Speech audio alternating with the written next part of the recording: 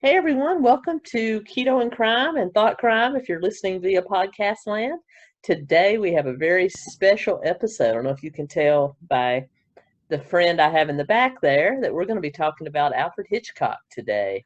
And my friend over there is Jim Hall from the Atheist Edge. He's a good buddy of mine. You may remember him from my Bell Witch project or the Bell Witch project, where he talked me down off a ledge and um, yeah, he's here to. We're going to talk about our top five favorite Alfred Hitchcock films. And I just want Jim to introduce himself and tell him about your show and your Sure. podcast. Yeah, thanks for having me on. Yeah, that Bell Witch thing, I think I I thought I blew it. I'm not a very good actor. I thought it was pretty a dead giveaway that I was just pretending to ask you those questions. So I hope it came off at least partly believable until we got to the lead up, to the final reveal that you still have to tell me why you just hate Bewitched. I'm gonna have to go back and watch it again just to see, because if I remember right, I've only seen it once, and if I remember right, I actually kind of enjoyed it. Is that Will Ferrell, right? Will Ferrell. It just okay. It just My got on your beef, nerves, I guess. my beef with that movie, and I'm a huge Will Ferrell fan. Talladega Nights and Step Brothers are like part of my canon.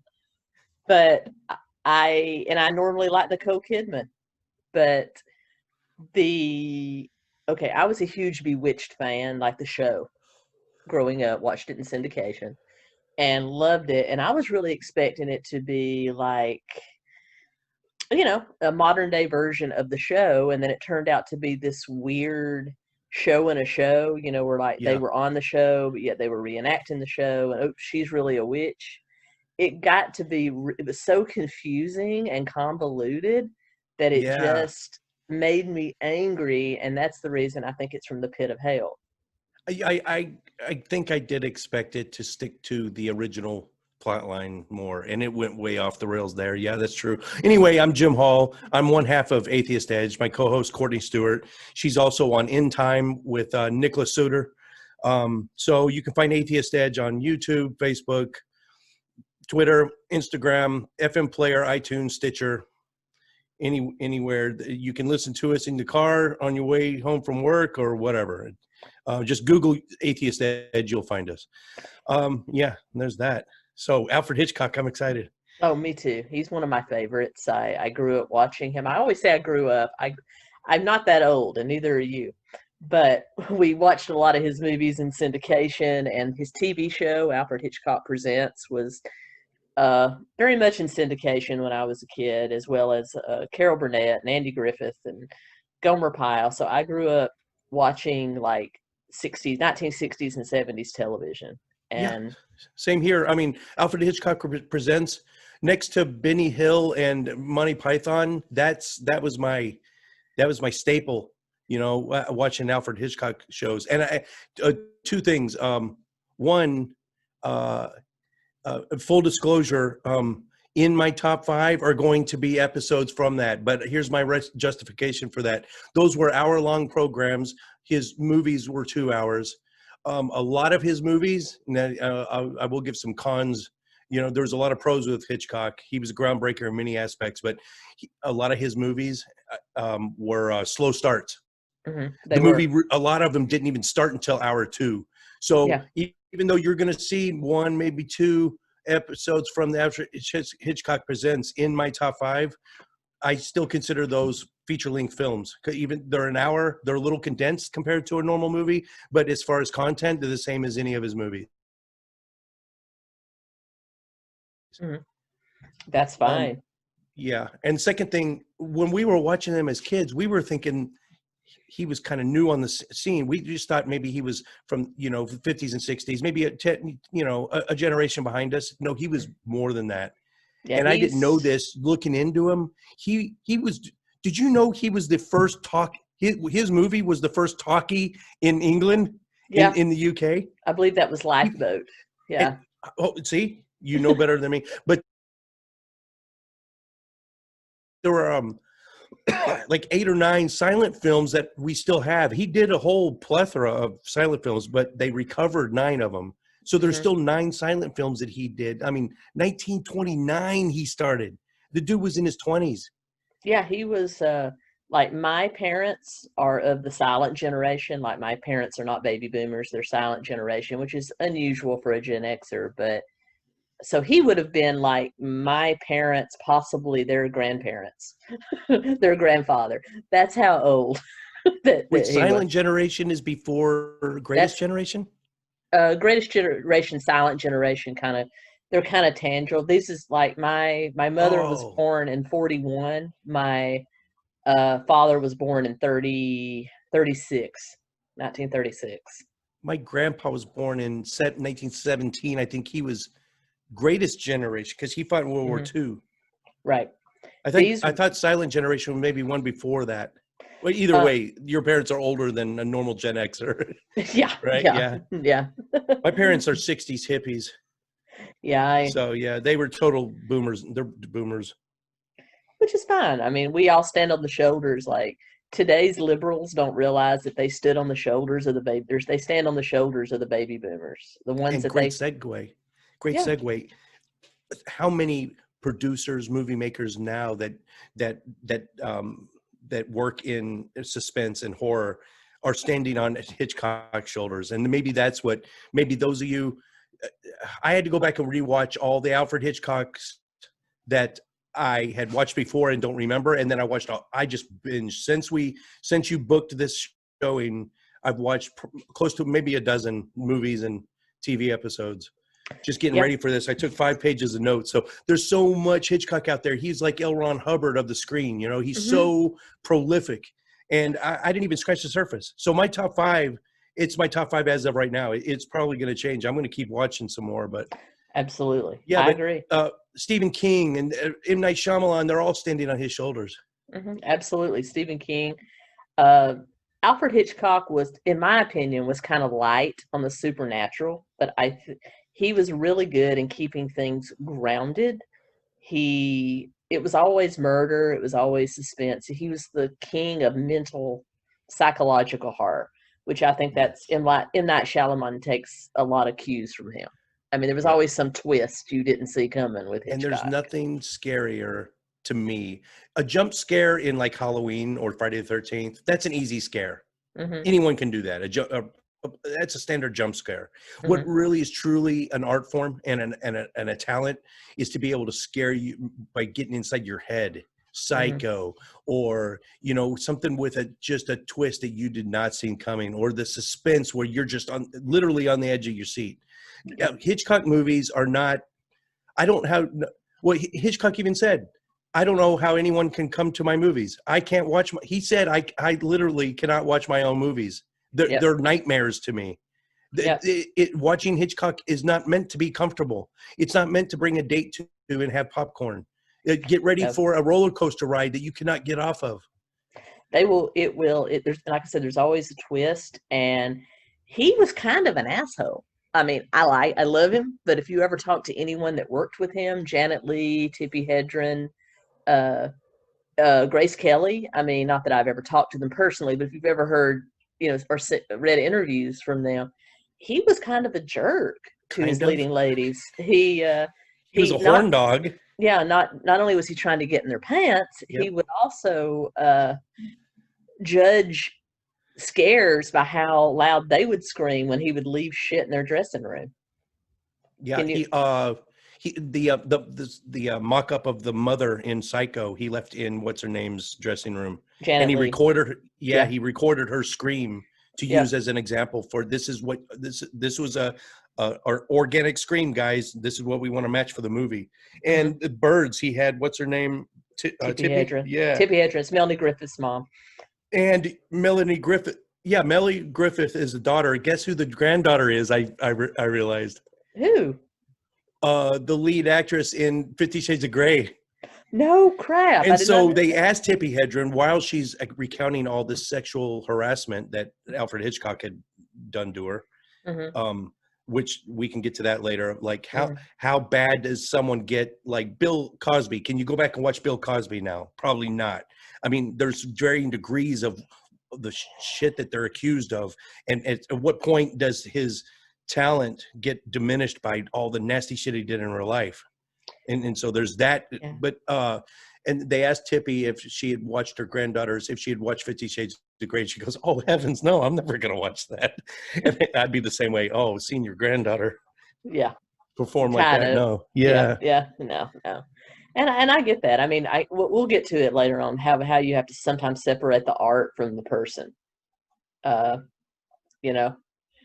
So, but anyway, let's get into it. Our top 5 list. Let you start with number 5. I'll give you my number 5, and then we'll discuss it. Number 5. I got to get to the page. Okay. Yeah, I got my notes too. Number 5 is one of the Alfred Hitchcock Presents, but it ran an hour. But it's built like most of them are. Most of those TV episodes were built with just I think it had 2 commercial breaks, but they were in acts. So when Alfred Hitchcock would come on at the beginning and say some just corny joke, right? Usually, and then right before each of the 2 commercial breaks, he'd come back on and let you know what to expect in Act 2. And a lot of these are kind of reveals you got to kind of watch out for, but they're hidden inside a corny joke usually. But the first one is Night Fever, and I'm just gonna. I don't know. Can we give spoilers on this, or should I just not spoil them? Okay, maybe I put my hand. Oh yeah, okay. I was thinking of like putting my hand up as I'm doing spoilers, but I'll just let you know, and then people watching this, if they want to go back and watch it without spoilers, they can just fast forward a little bit. So Night Fever. All right, there's a man in a hospital bed. He's handcuffed to the bed. There's police officers there. You know, when's he going to come out of when is he going to wake up? Soon. The nurse said soon. He was an accomplice in a robbery. He was, and a murder was involved, right? So long story short, when he wakes up, he confides in the nurse, "Yeah, I was part of the robbery. I didn't kill the guy, but they're suspecting of him of murder. And if it was the other guy that did it, they want him to give up the dude." And he goes, "Well, it doesn't matter if I give up my boy or not. I'm still since I was committing a felony during the murder, it didn't matter whether I pulled the trigger or not, because I'm still going to go down for murder, right? That's how the law works. Still does." So he's not going to give up his boy. So he falls in love with he and the nurse fall in love. She's kind of plain looking, and he's always commenting on how plain she looks, and how, not really attractive. So it's kind of obvious. You kind of have an idea that he's just kind of using her, but you don't know for sure because it seems like it might be love. He gets her. They do an escape. They drug the cop that's on duty one night. They spike his coffee. They make it out and make it to the safe house. There's his friend. Here comes another girl coming out of the bathroom. She's starts kissing on her boy, right? The guy that she helped escape. And then he turns around and said, "Yeah, he lets the cat out of the bag. I just used you, right?" And she's like, "Well, here's the spoiler, guys." And I just distilled the entire hour down, but there's so much to this. There are so many moving parts I'm leaving out. But and here comes the cops in the door. And she knew what he was trying to do. And this was she had done it 6 times before. The cops use her. She wasn't even a nurse.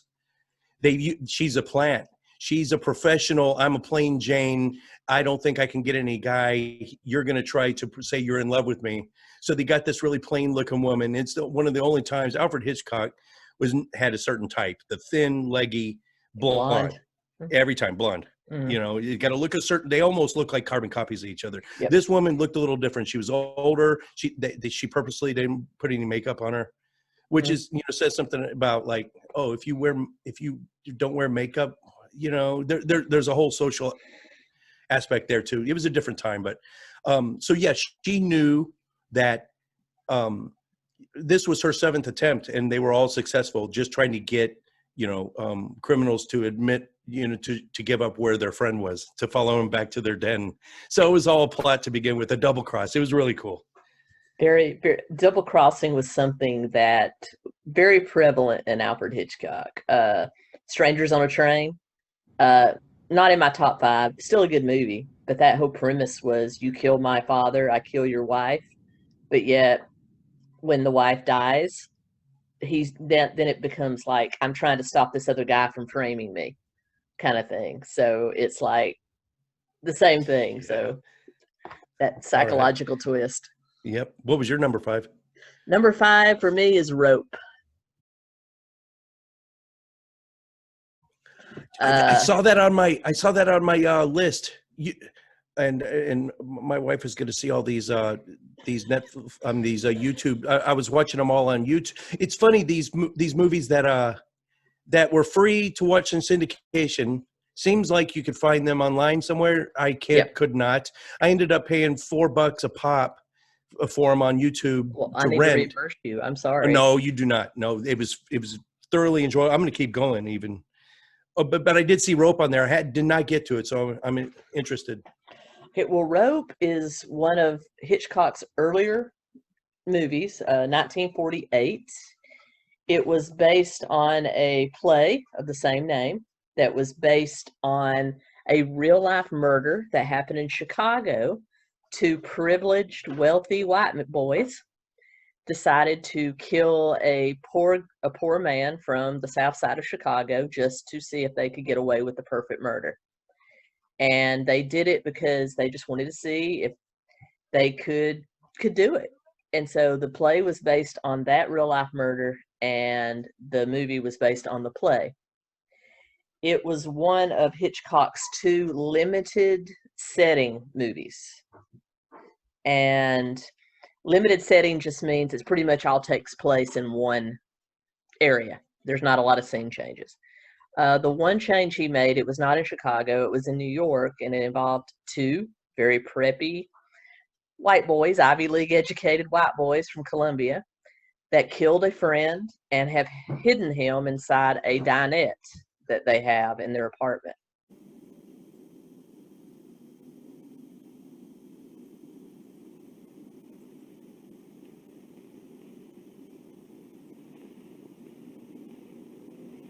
Open it.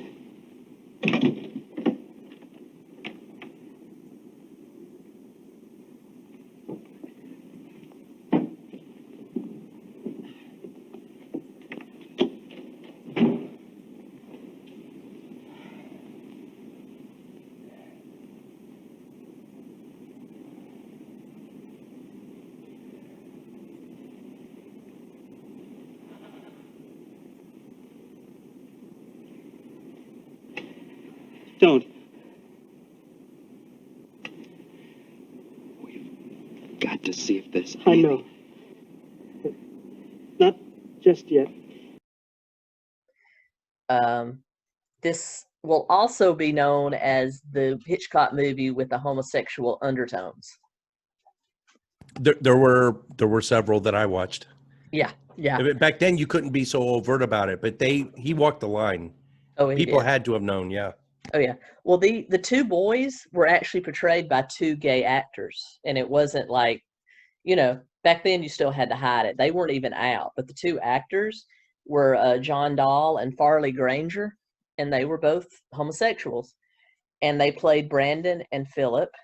And basically they spent the whole movie talking about the murder, how to get away with it. They had dinner parties in this apartment, kind of like, the cask of very, very reminiscent of the cask of Amontillado, where, things are going on, or the Telltale Heart, where things are, underneath the boards, but then you start feeling guilty and fear, and so you start losing it. Well, that's what happens. They start asking, it was very apparent that one of them had actually committed the murder while the other one watched. And so the one that had actually committed the murder with a rope, hence the name, choked with a rope, and the rope is part of the scenery that it's hidden. The one that just watched asked him how he felt, and he said he felt dirty, guilty. And then when he asked the guy that just watched, how did you feel? He gave a description that was almost sexual, and this whole time they're looking into each other's eyes. So the homosexual undertones are huge with Rope. And so basically, Jimmy Stewart, and you will find that Jimmy Stewart's a running thing in my top 5. I love Jimmy Stewart. He plays the detective that is breaking them down one by one, visit on visit, about the murder, making them fear, making them distrust each other, breaking them down until he finally finds the body in the dinette that they hid it in and arrests them both. Oh, wow. See, like the Telltale Heart, the Edgar Allan Poe, Yes. how it was buried. They buried the body underneath the floorboards, and he was the only one that knew it was there. But he got And it started building up in his mind before he knew it. He could audibly hear it, and you give yourself away. And Alfred Hitchcock is called the master of suspense for he's not called that for nothing. There's a reason for that, and few have even matched him even to this day, I think. For sure. You said limited. What do they call it? Limited scenery, or limited setting, limited scenery. The other two that he's prominent with is, like in The Birds, there were all kinds of scenes. They were all over the town of Bodega Bay, California, and in Rope, it was just that one Manhattan apartment, and there's this huge picturesque window, and as they get deeper into guilt and dementia, it goes from like a beautiful Manhattan skyline with a bright sky to this gray, hazy, dark. So that window gives you the mood of the scene. Even though it was black and white, it's easy to see it change. All right. But it was limited scene. It was all in that apartment. The other one is Lifeboat. It all took place in a lifeboat. And the other is Dial M for Murder. It essentially took place in the same room of the same apartment. I did watch Strangers on a Train. I rewatched it, and it seemed like it was going to stay on that train for a good long time, but of course it didn't. Right. But a lot of the modern movie, a really good modern movie that is limited scene like that, limited setting, is a Snowpiercer. I don't know if you've ever seen that. It's a foreign film, and it all takes place on a train, and it's trippy. Yeah, each compartment of the train is a different social class, and there's a whole socio-political undertones to the movie. But same with Hitchcock. Same with Hitchcock. He really had a lot of it's not on my list, but Lifeboat, one of his first talkies.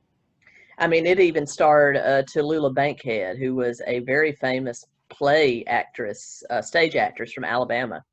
I mean, she was in it. That's how old this movie is. But it had like all the characters. They survived a German U-boat attack from a luxury liner, and they all ended up in the same lifeboat out in the Atlantic. And everybody was from a different social class. There was a white woman who was a writer. There was a Texas oil tycoon. There was an English, English knight, royalty, aristocrat. And the lowest person on the boat, I mean, I'm not saying that because I believe it, was the African-American porter that worked on the ocean liner. And they still set up that same social structure on the lifeboat. And they take on a surviving German soldier from the U-boat. And so that's when it really turns. But it's basically descending into madness, and some die, some are rescued. It's a hell of a movie if you want to check it out. But it delves into racial tension, social tension. Yeah, I gotta watch that one. And I wrote down Rope also. I'm writing down all the ones I need to watch after this.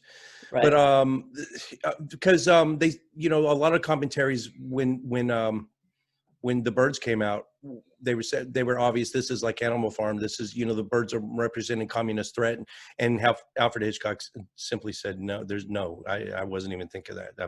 I wasn't thinking, don't think political. And so sometimes it might be, and sometimes it's not. Right. Again, Lifeboat was based on a novel, a Steinbeck novel, and you know how deep and dark they are. So he followed the plot of the novel, and it was probably more Steinbeck putting the social tension in there than anybody. But you said that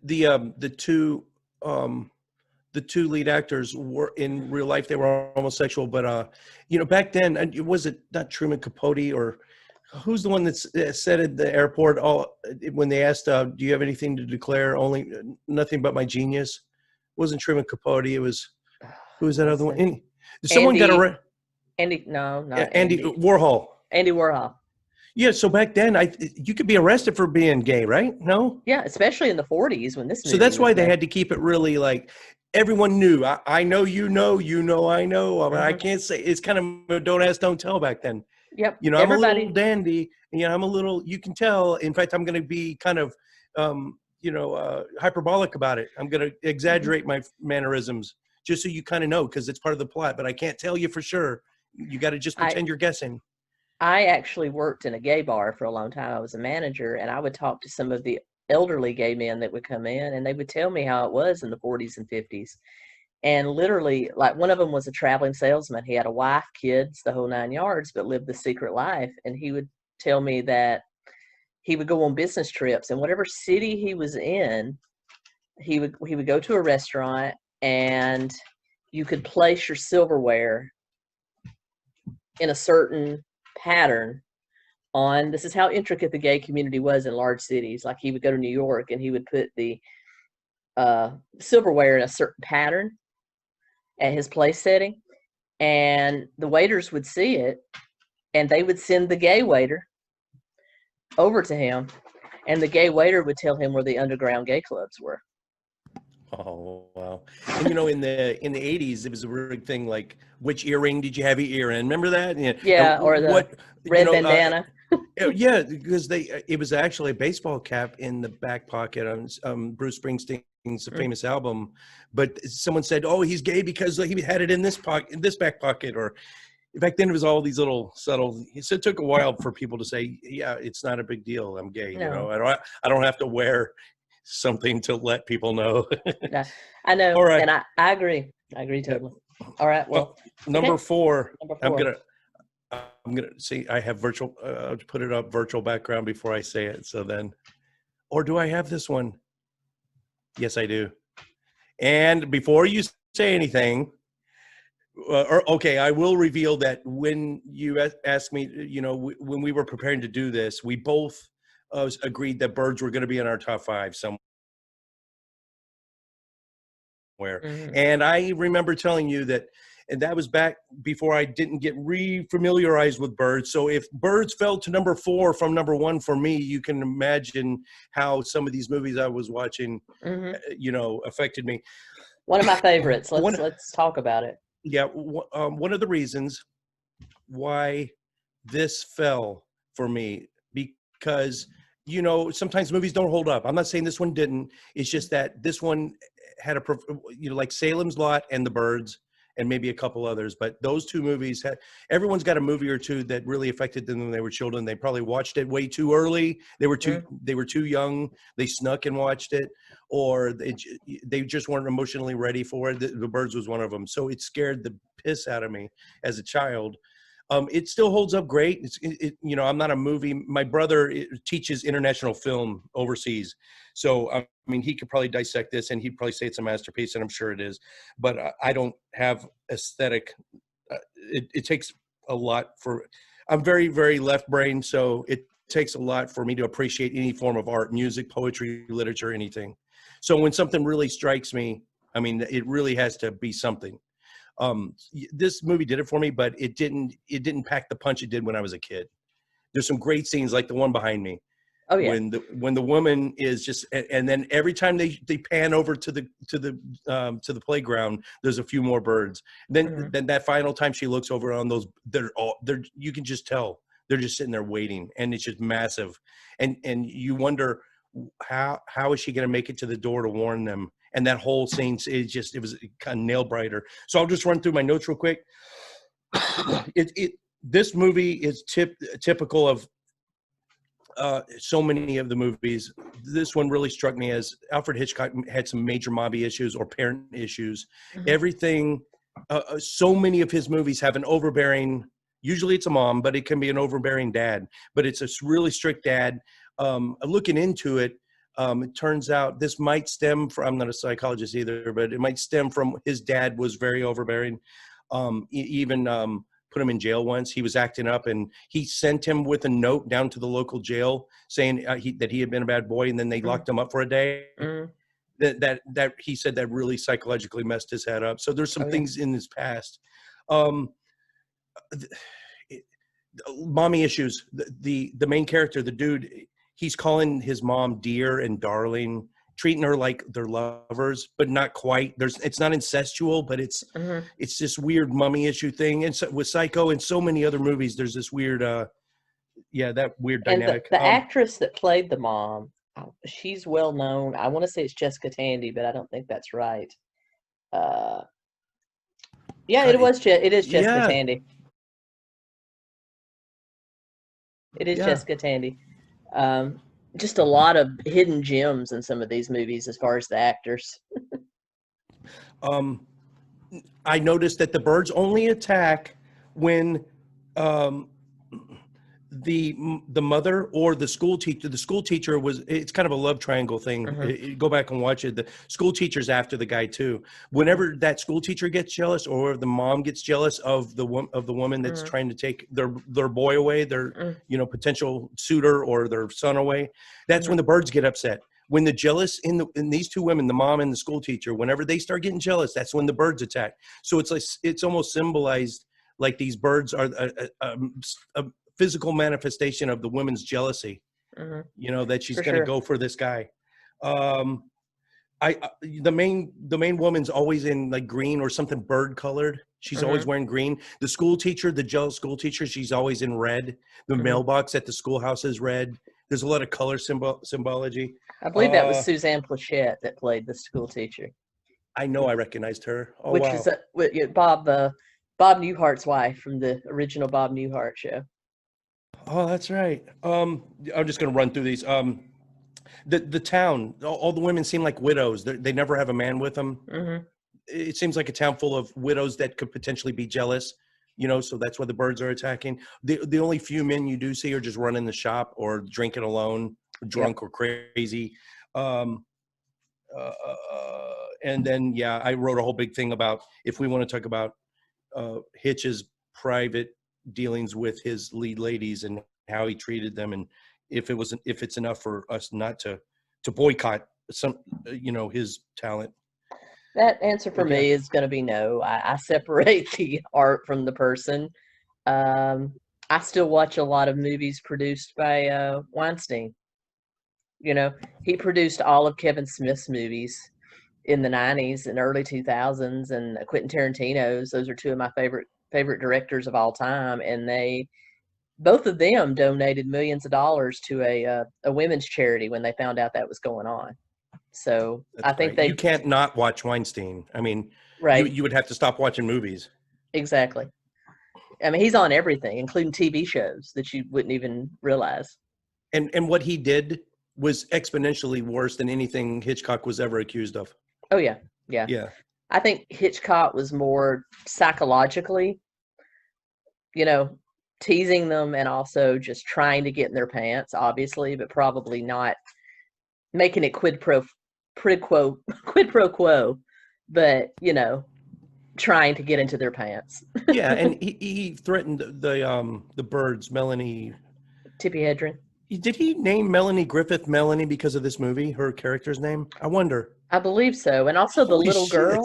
Yeah. The little girl that was, she went on to do other horror movies. She was in Alien. She was the other female character besides Jamie Lee Curtis in Alien.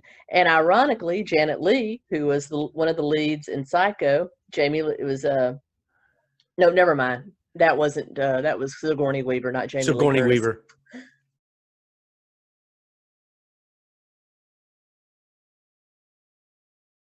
Kill that. That is. She was in something else. Did I write it down? I forget. Oh, I think I might have.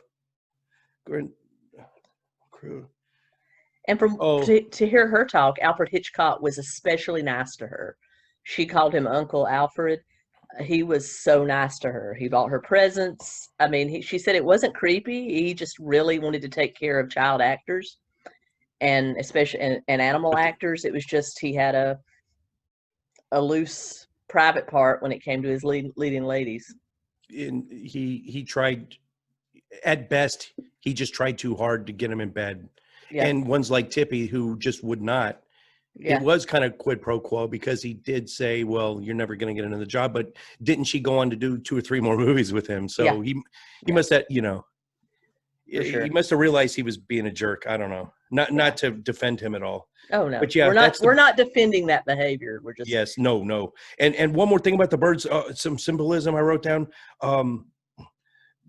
There was the old woman, the ornithologist in the diner, and she was talking about how peaceful birds are and just contradicting everything anyone was saying about birds and how they couldn't do this, that, you know, they're so peaceful. And immediately her speech, her monologue was interrupted by one of the waitresses shouting an order to the fry cook for 2 fried chickens and 2 Bloody Marys. I noticed. Yep. I caught that. When she said humans are the real predators, and then they yelled out the order.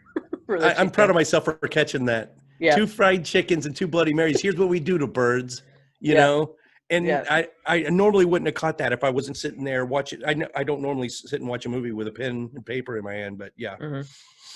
Yeah, and it was based on a real life incident where some birds got lost in the fog and followed a a lighthouse light into a coastal town and broke a bunch of windows and stuff. But they were there and then they were gone. They didn't come back. But this was literally like, he never gave an explanation for what happened. He just said they attacked the town. That's all I need to say. You know. Yep. Okay, your number 4. My number 4 is 1958's Vertigo. Starring Jimmy Stewart. Again, you're going to see that a lot. Kim Novak and Barbara Bel Geddes, who is a favorite of mine, famous stage actress, and also played Miss Ellie in Dallas, which is how I know and love her. Okay, Tracy, your number 4 is my number 3, so let's just talk about them together. Yeah. Okay. So that's my number 3. Cool. Well, it's about a cop that witnesses another cop falling to his death, and as a result has severe case of fear of heights, and then finds himself investigating murder/suicide in the San Francisco socialite scene, and then ends up having to conquer his fear of heights because he ends up hanging from like a 100-story building at one point. And he's also trying to beat his agoraphobia by not looking down and all this stuff. And it speaks to me because I am deathly afraid of heights. Anything above 3 feet, and I get dizzy and start to sway around. So the scenes of him hanging or being way up high, that it does something to me. And that's why it's one of my favorites. This was one of those movies. Once I started binging the shit out of Hitchcock, and I noticed one negative thing I will say about it is he takes forever to lead up to the main plot and the main idea. There's a lot of little Easter eggs, but really, I hate to say it, but a lot of Hitchcock, if you just watch the second hour, you'll catch the show and it'll be great. That's why I start sooner is The Birds. That's the only one in my opinion that starts. Well, no, The Birds started kind of it. Oh yeah, it gave you premonitions and lead ups, and it's important to watch the whole thing. But still, it didn't start getting it. The attacks, the full on birds attacking. Second hour. You know, when that first attack and nicked her on the head when she was on the rowboat, that was like an hour and 10 minutes in. Yep. It was not until an hour and 20, hour and 30. It's the last half hour when it really spices up. Not that that's the whole movie. I mean, the suspense is what drives the movie. I get it, but yeah. Right. So I would even include The Birds in that. Vertigo is definitely, I mean, the first hour is just a rom-com. It's just a romance. Between Jimmy Stewart and Kim Novak. If you like Jimmy Stewart and Kim Novak, you're in for a treat because they definitely are in this movie. Incidentally, I worked at I met Jimmy Stewart. I was working, this was late 80s, early 90s, no, late 80s. I was working at a 5-star hotel in downtown Fort Worth, and he came for, I don't know what, a visit. For some reason, we were in the elevator at the same time, and he was going down to the lobby I think he was maybe checking out. But I'm fairly certain the suit, he was wearing a nice suit, but I'm fairly certain he had to have slept in it because it was just beyond wrinkled. I mean, if you wadded it up like this for a week and then took it out and wore it, it was just weird seeing him just wrinkled, ratty. I don't know what was going on with him at the time, but I said hello to him. That was kind of cool. You remember when we were kids, you and I were probably around the same age. I may be a little older, but he was the Campbell soup guy when I was growing up. Remember, he was the voice actor for Campbell soup. And what's my favorite Christmas movie? When the bell rings. Angel. Yeah. Come on. It's a Wonderful Life. Well, I love that one. That was great. Yeah. So it was monotonous and phoned in for the first hour, but if you can make it through the first hour, it was great. And some of those place names in California, I was stationed in San Diego and Camp Pendleton, Mhm. and I've been to a lot of those places. It's not the little Church of La Vita. It's, I forget, but whichever the town with the mission, they kept it Yeah. in perfect restoration condition. It's still there. I Mhm. visited it once. Oh, the biggest, coolest thing, the chase scene at the very beginning. Yep. And they're on rooftop to rooftop, and the cops are, he's jumping, and then they're hitting like it's like 45 degrees slant, Spanish tile, and the cops are hitting it and sliding down and then trying to make it back up. Yep. Shot for shot, scene for scene, that entire thing. If you go back and watch the original The Matrix, my favorite movie incidentally in the world, Wow. that's the shot for shot, the agents in the Matrix chasing Trinity in that very first scene. It's shot for Wow. shot. I didn't realize it until I rewatched Vertigo. But Wow. yeah, so the If Wachowski sisters drew directly. That must have been a big influence for them. That dark, that German noir, feel to the Matrix. It's a lot like Hitchcock movies. And it didn't put two and two together until I saw that.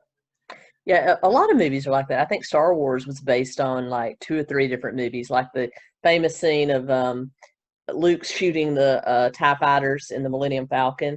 That was like based on a World War II movie. Like you go back and watch that World War II movie, that's exactly what they're doing with the anti-aircraft guns shooting at the German planes. I think I've seen a side by side of that, like all Yeah. the scenes, and it's an homage. It's not a ripoff because No, it's no, shot no. for shot. It is totally a homage to the original. Absolutely. I just said a lot of them are, they pay homage to their like. Yep. There's a couple of horror movies where you see stores named after like there's a, forget which movie it is, but the store in the movie is called Carpenter's after John Carpenter, or stuff like that. So there's all kinds of ways that people pay homage to their favorite movies when they do a Yeah. movie. What else? Is that all you had for Vertigo? I had a few more notes. No, go ahead. He purposely ignores the economy of, what am I can't even read my own handwriting. Scene efficiency, economy of statement. Mhm. He draws out scenes, but he does it in a way where you want it to be drawn out. Like a scene should have ended a long time ago, but he stays in it. And the one example I put in here was when he's following her. He's following the woman around because he just got hired to Taylor, right? Right. And he follows her, and it seems it feels like 10 minutes. It was probably more like less than 5, right? But just this, but you get a feel for the monotony of a private investigator, just following her, and she turns right, okay, and then she's in like this green sedan, right? And at one point it's 2 green sedans. One goes this way and one goes this way, and you forget because it's the scene flashes, but he knows which is her, and you try to guess which way he's going to go, but it gives you an idea of the monotony of a stakeout and just following someone forever. He follows her through San Francisco for just damn ever. But what I noticed was, and it's only because I had a pen and paper up next to me, I said, he's always going downhill, and he's always taking a right, then a left, then another left, then a right, then another right. It's always in this pattern. It's a downward spiral. And I went back and I went to the beginning of the movie, in the symbol of Vertigo, the actual logo, it's this downward spiral, symbolize the vertigo. But when he's following her, she's leading him down this downward spiral, which was kind of cool. But in all honesty, San Francisco, that's kind of the way it's laid out too. That's but they never went uphill. They could have gone uphill, but that's true. Yeah. I was born, where she jumps into she falls in the water, he jumps in after her. That's on the Presidio. The Presidio's not there anymore, but I was born on the Presidio. It was right there next to the Golden Gate. I was born in Letterman General Hospital. It was an Army hospital right there on the Presidio. Very cool. I lived in San Francisco for almost 2 years. We lived in the Lower Haight-Ashbury, and then we moved over across the bay to Hayward. I had a couple of roommates, and we had some fun in the Haight-Ashbury and the Castro. Those were fun times. I can imagine.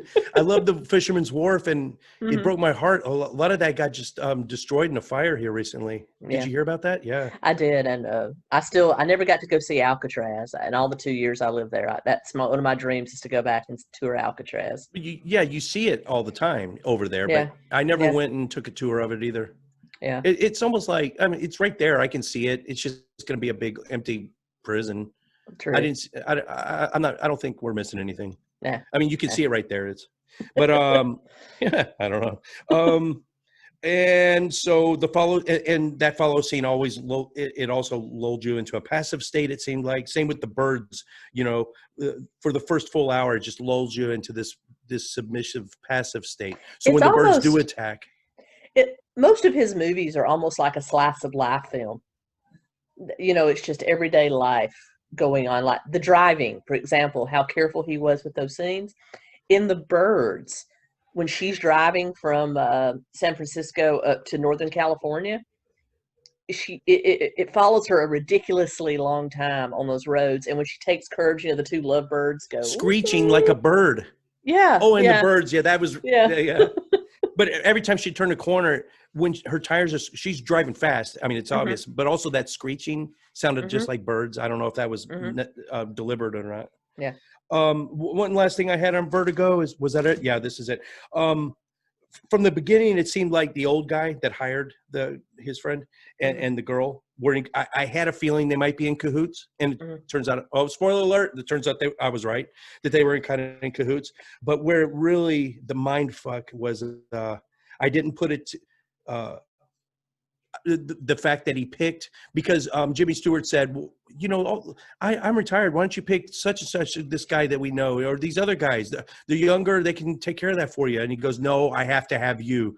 And it didn't dawn on me until the end of the show that he had to have him because of his vertigo, because he knew he wasn't going to make it up that bell tower, and that a smart person would have caught on.